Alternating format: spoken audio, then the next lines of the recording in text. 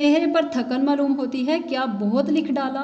देखो, मैं ना कहता था कि शहर में ऐसी फुर्सत और खामोशी कहाँ। अहमदनगर के रईस राजा तालिब से मुलाकात के बारे में वो क्या कहते हैं कि एक दिन वापस आकर मैं कमरे में हालात को जमा करना शुरू ही किया मैंने, अचानक पूरा फिक्रा आईने की तरह साफ नज़र आने लगा। लिखने की कोशिश करने लगा तो इतने में इतला मिली कि साहिब बाहर गाड़ी में इंतज़ार कर रहे हैं। अहमदनगर के रईस राजा साहिब से मुलाकात करने के लिए आया, उनसे मुलाकात की और बातों ही बातों में बहुत नाराज़गी के साथ वापस चला गया।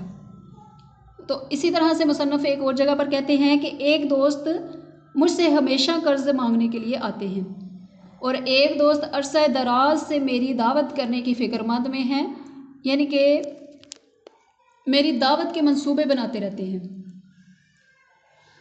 तो इसी तरह से एक और साहिब हैं, जब आते हैं और अपनी ही कह के चले जाते हैं, मेरी एक भी नहीं सुनते, यानी कि सवाल करके खुद मसरूफ़ हो जाते हैं और मेरी जो है सुनते ही नहीं। ये सब दोस्त मेरे अनायत फरमा और खैर तलब हैं, मगर अपनी तबीयत का क्या करूं।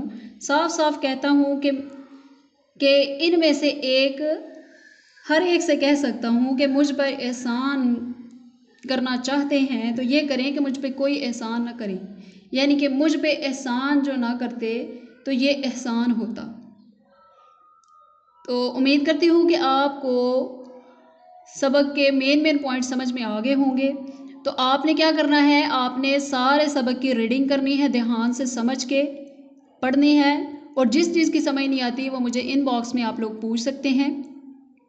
तो इसके साथ ही मुझे इजाज़त दीजिए। अल्लाह हाफिज़।